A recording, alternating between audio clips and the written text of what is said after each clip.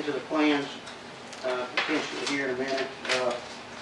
But I wanted to make sure that everybody understood there are some HUD forms. And if you've bid Public Housing Authority jobs before, you'll see this HUD form in here. But obviously this is at 5369, instructions to bidders for contracts. All right. You go through that. It's in here. Everybody sign the sheet. If you happen to find it, sign it. Okay.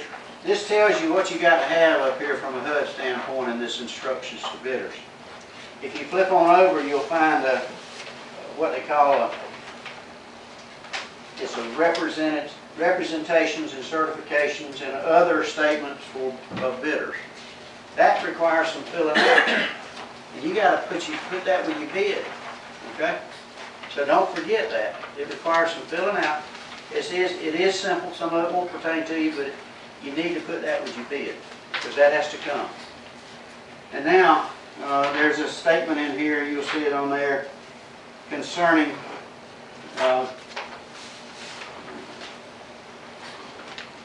And all the bid forms required in the bid document. Read carefully in here. Obviously there are some things about that bid form that you need to completely fill out. And you have to go all the way through the bid form. I will mention one thing to you. That will be corrected by addendum. When you read it, you're going to see it. I found it today. Like I said, this section F is a bid form. This is where we go across, we fill out our area of work only. Okay? And if you flip on over here,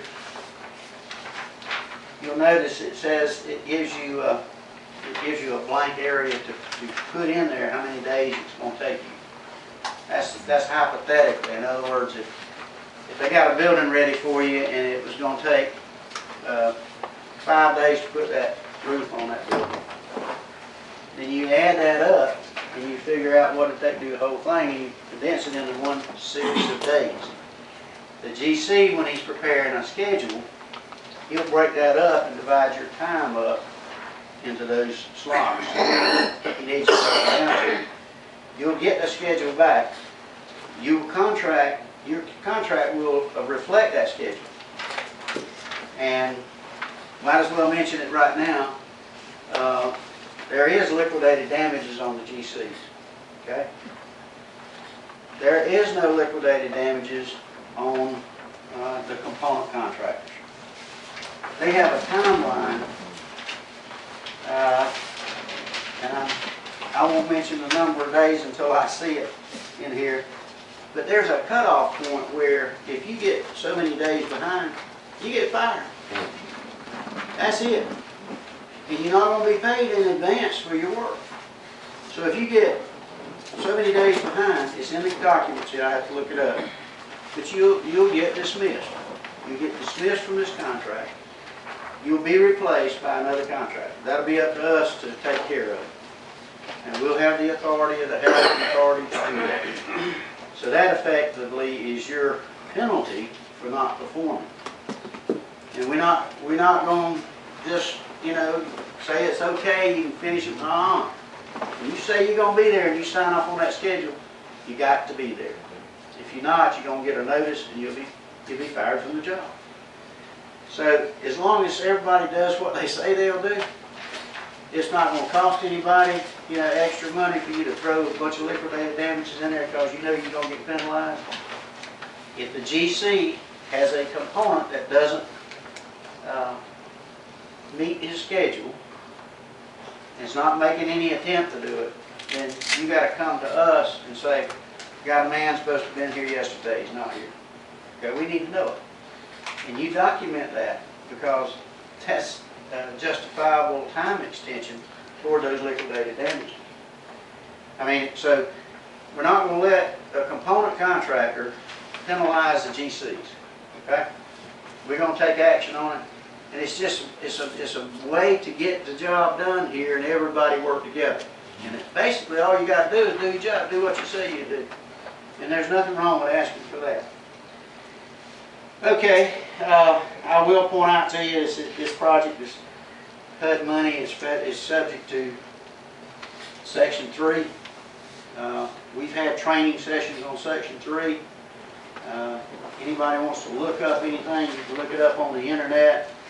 However, we did put a lot of information in here about Section 3.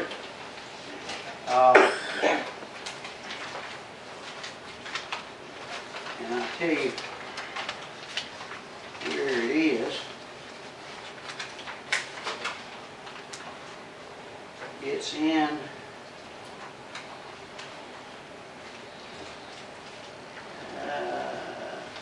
special conditions. And it goes through, talks about policies of the authority. A lot of this is a burdensome reading, but the real crunch of it comes over here to what we call an action plan, and it's in that section. You've got to turn this in with your bid if you want to participate as a Section 3. And what this does is there's three categories in here that you can participate with. You don't pick all of them, you pick one of them. And you have to read them and see which ones you want to participate. Don't fill this whole form out. You know, don't fill the whole form out. Check the one that you want to participate with. And all you have to do is one category. And there's different categories that you can participate. So it leaves room for people to participate. All the component contractors, there's a HUD form in here called General Contract Conditions for Small Construction Development Contract. And this clauses are for small construction development contracts greater than $2,000, but not more than $100,000. So the component all fit within that category. That's a different contract from the GC's contract. GC's contract is going to have performance and payment bond in it, liquidated damages, different form over here. So you will have a different contract. As I started out talking to you about the bid form a while ago, something that I discovered in here we will issue an addendum on. And that is, I remember I talked to you about you fill out your days. Well, I didn't go far enough down here, but it says security in the sum of 5% of the bid amount in the form of is required in here, and it says is submitted herewith in accordance with specification. That's speaking to the general contractor for his bid form in the amount of 5% of the bid. Well, we got in there Georgia contractor only, and that what it was intended to mean was general contractor only. So we'll change that.